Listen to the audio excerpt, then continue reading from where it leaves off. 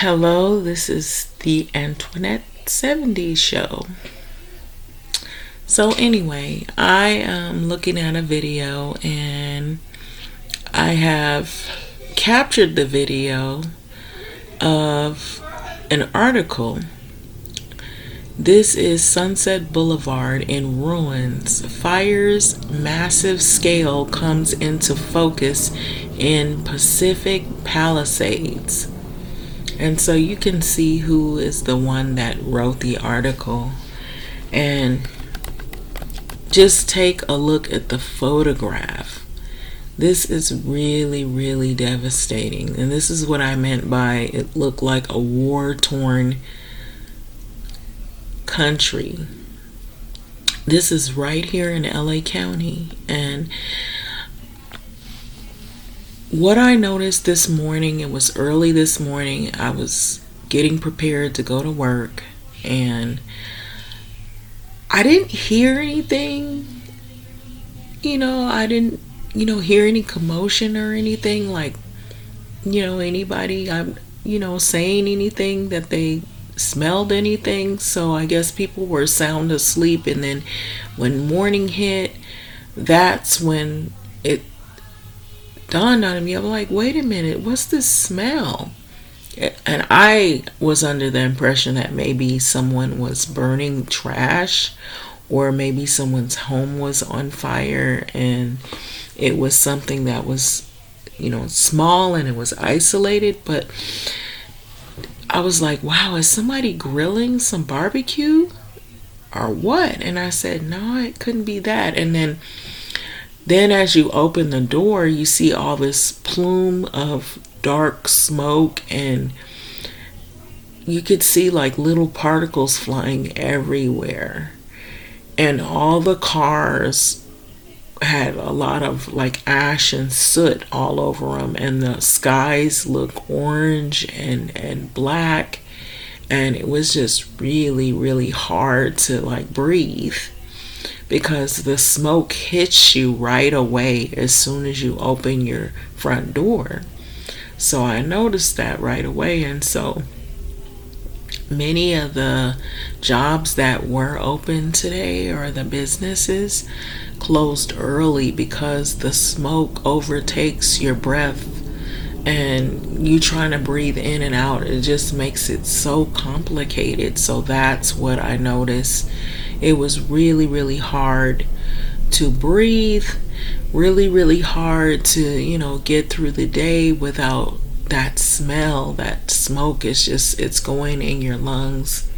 And who knows what else is in that smoke, if there's asbestos or some kind of, whatever. But I know that in the news, when you look at the alerts, they alert you, every hour at what the developments are.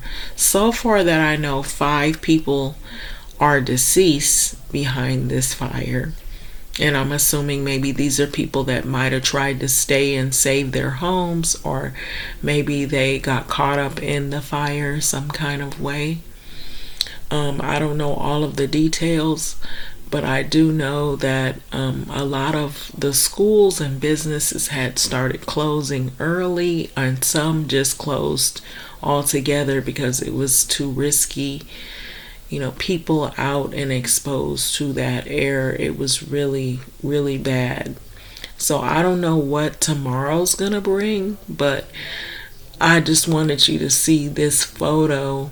So when I say war-torn country, that's the impression that I got when I saw it on the CBS News. And I'm sure a lot of people now have gotten word of all of the developments of what's going on, but it just seems like they claim that the death toll could possibly rise. So the time that I last heard, it was 5 people that were deceased. So I don't know if that has increased as of yet. But this article right here, it is written by Laura J. Nelson, Rebecca Ellis, Noah Haggerty, Daniel Miller, Jack Dolan, Reuben Vines, I may not be pronouncing the names correctly, but Julia Wick and I think it's Ruben Vives. So it says Wednesday morning it looked like a bomb had detonated, of course, on Sunset Boulevard. So as the catastrophic Palisades fire receded from one of the city's iconic thoroughfares, smoke and ash rendered once a picturesque landscape into something oddly lunar. And so there were charred buildings, some slightly damaged, others were fully destroyed, a burned out Shell station, the pumps intact, but the convenience stores gone. Bank of America in a historic building hollowed out by fire, and the metal skeletons of the ATMs out front left, twisted, and the intense heat.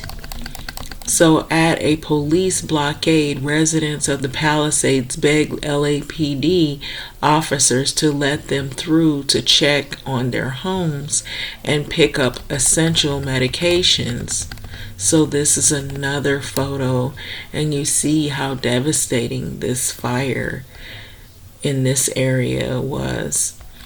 So the Palisades Inferno is what they call it, broke out on Tuesday morning near Piedra Morada Drive, and it was brutally whipped by gusting winds. It burned through more than 11,800 acres by Wednesday afternoon, snaking west into the Malibu and east towards Brentwood and leaving widespread devastation in its wake. Tens of thousands of residents have been forced from their homes. Authorities reported an unspecified number of significant injuries as concurrent catastrophic fires raged in other parts of the city. The LA County Sheriff Department counted 2 arrests for looting as thieves tried to plunder wealthy neighborhoods that had been evacuated. Isn't that sad? During the fires, while people are devastated and have lost their homes, they're trying to flee for their safety, you still have criminals trying to loot. So despite the exceptional nature of what's transpired as is transpiring, I fear we are getting a look at a new terrible and tragic normal. This was said by William DeVerel, a historian and director of Huntington USC Institute on California and the West. So, much of the Pacific Coast Highway and its homes and landmarks between Will Rogers State Beach, just north of Santa Monica, and Carbon Beach in eastern Malibu lay in ruins Wednesday. So large swaths of coastal homes perched along the highway were reduced to a smoldering rubble, crumbling onto the beach and into the sea. Cozy homes, multi-million-dollar beach palaces, and once hugged the coastline, all gone, burned to the ground. So I'm adding that in there. So that's the reason why they're gone, because of the fire. Beloved longtime businesses, emblems of the local canon, also wiped out. So at Santa Monica, doctors at the emergency department and Providence St. John Health Center treated patients suffering from smoke inhalation, eye irritation, and minor burns. So Dr. Ali Jameldor urged people to, if you have cardiac arrest or respiratory issues, to stay inside, and for everyone to be cautious amid battering winds that sent debris flying into the air. So when you come out here, well, I don't know what it'll be like tomorrow, but earlier today you could feel like things hitting in your eyes and you just felt like rubbing your eyes. They were irritated or they burned because of the smoke, and then you just had this feeling like you can't breathe. That's how bad it was, if my description is accurate. So surgeries at the Santa Monica Hospital had been postponed on Tuesday night and were expected to resume Thursday. So this is another photo of the fire, so you can see just how bad and all how horrible that smoke is. And so much of what remained Wednesday on the Alphabet Street neighborhood of Palisades, a mostly flat residential grid in a U-shaped pocket just north of Sunset Boulevard, was blackened to rubble and dust. So although much of the Palisades was cordoned off, James Fines, 40 years old, found a back staircase into the area. He's come to check to see if his home or his friends' parents, some of the people, you could see that they were wanting eagerly to go back to their belongings to try to get things. But from what I was hearing, someone was saying they were telling them to leave their cars and leave their belongings, just whatever they have, just to get out for safety. So that's how bad this fire was.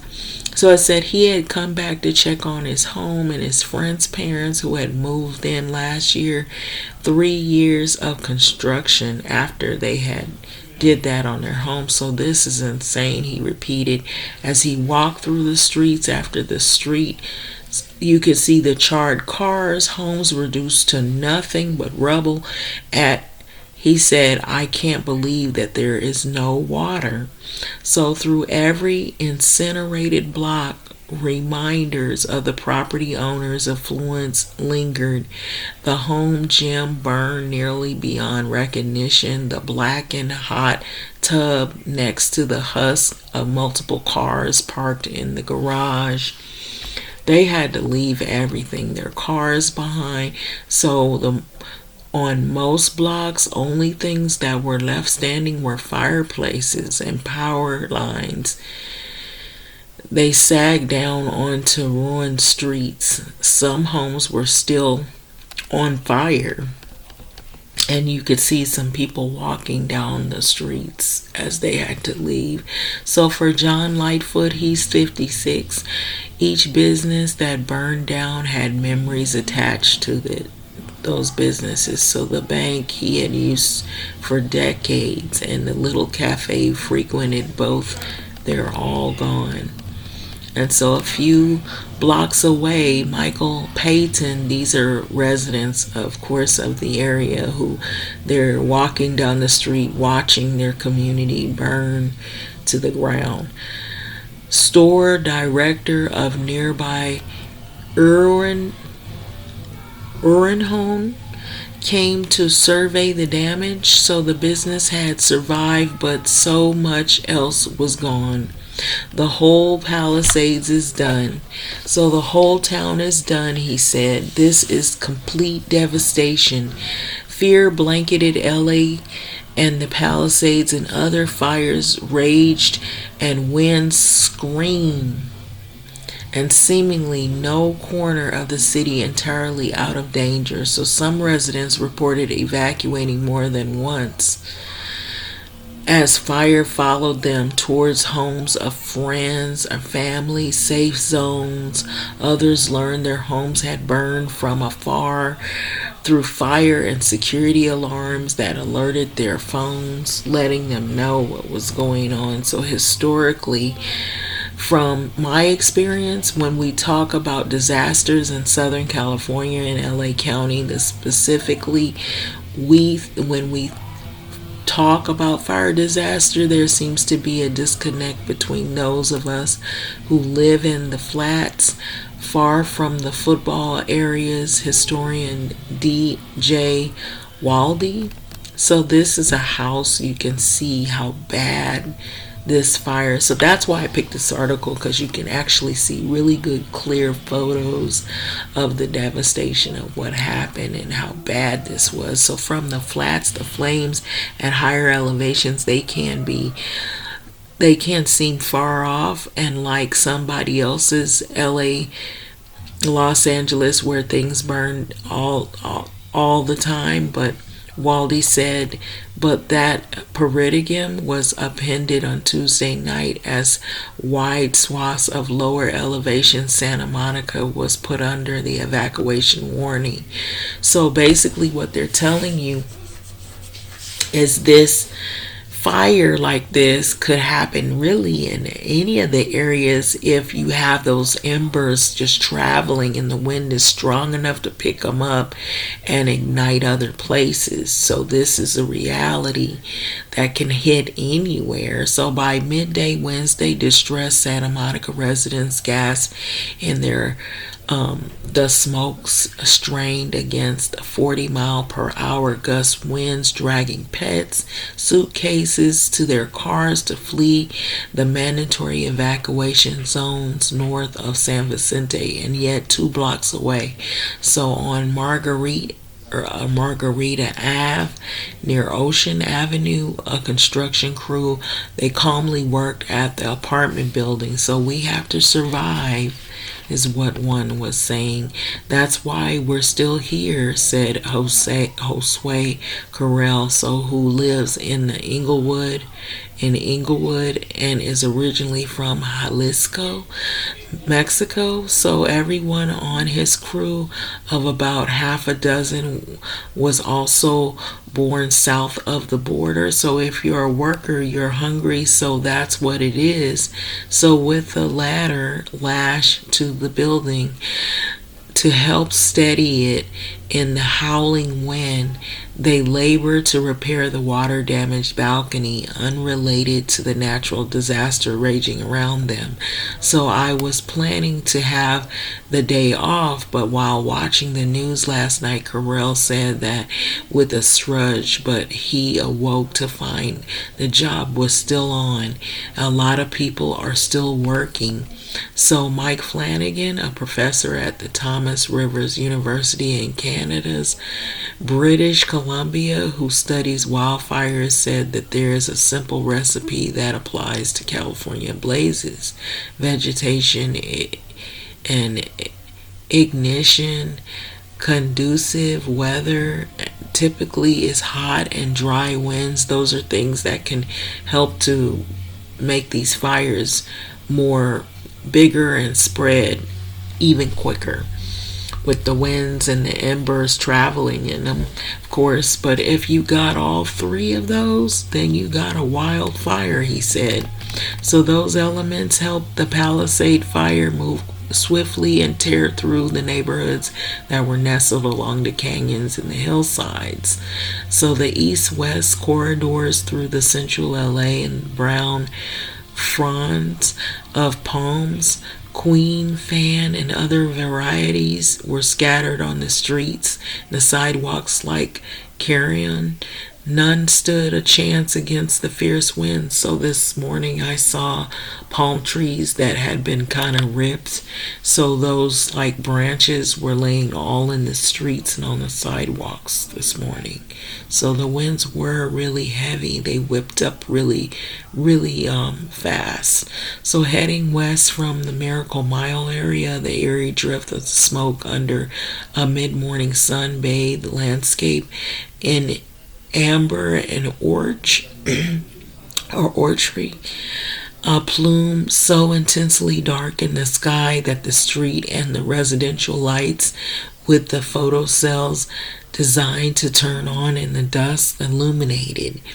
That's how dark it was. So human technology it was tricked by the inferno. So it looked dark when actually it should have been morning because of the plumes of smoke that were so dark. So former police commissioner, President Steve Saboroff, West LA resident said that each of his 5 children and all whom live in LA area had evacuated their homes. So this is just a fire, Saburov said. You contain a fire, build a ring around the fire, but this is like thousands of fires. It's just impossible. I think back to the Great Chicago Fire.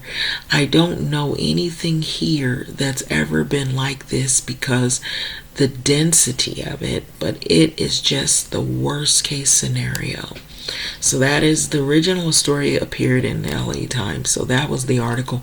I thought it had some really bright pictures, clear photos, which I'm panning back up so you can see just how much the devastation just ravaged the homes and the neighborhoods and the areas. And you can see this poor woman trying to get out of that area. Probably that's the only thing she had left on her person.